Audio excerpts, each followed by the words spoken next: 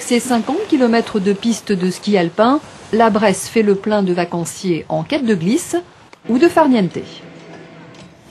Et pour les enfants, plusieurs spectacles de Noël proposent des univers féeriques et enchantés.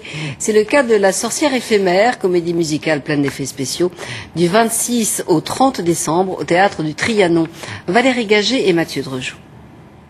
Je m'appelle Éphémère, j'ai 13 ans dans 2 jours et je suis une sorcière ratée. Le bras, la jambe, et j'aimerais un peu plus d'énergie. Hein? Éphémère vit avec Germione, une gentille belle-mère qui s'obstine à faire d'elle une sorcière accomplie. Mais sur Éphémère, la magie n'agit pas. Hé, dis donc toi, j'ai dit zou. Transformus, petit minus, on a dit plus, gros virus, synovus, nos sorciers. Cette comédie semble écrite pour les enfants, comme un conte de Noël. Et pour cause.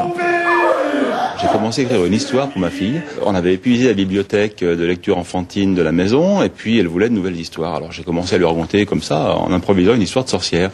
Puis le lendemain, elle voulait la suite, et le surlendemain, la suite encore. Et puis donc j'ai écrit toute l'histoire. Ça m'intéresse.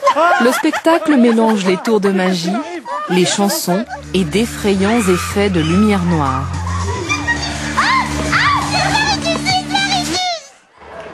Il y a des moments où ça vous a fait un peu peur?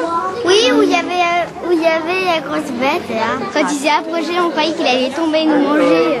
Ça m'a fait sursauter quand il y avait le feu qui sortait du chaudron. Auprès d'Ariana, l'araignée, et du chêne Sylvestre, Éphémère va apprendre à surmonter ses peurs. C'est un enfant qui est confronté avec un monde qui est parfois un peu dur. Il y a des passages un peu douloureux, mais elle passe ces caps-là et puis elle grandit, elle se transforme, elle se trouve.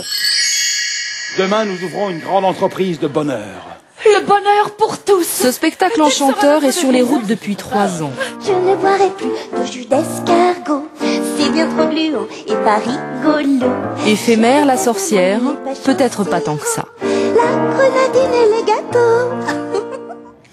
La mort d'un pianiste et d'un compositeur de jazz exceptionnel, Oscar Peterson, est décédé hier soir à son domicile de la banlieue de Toronto.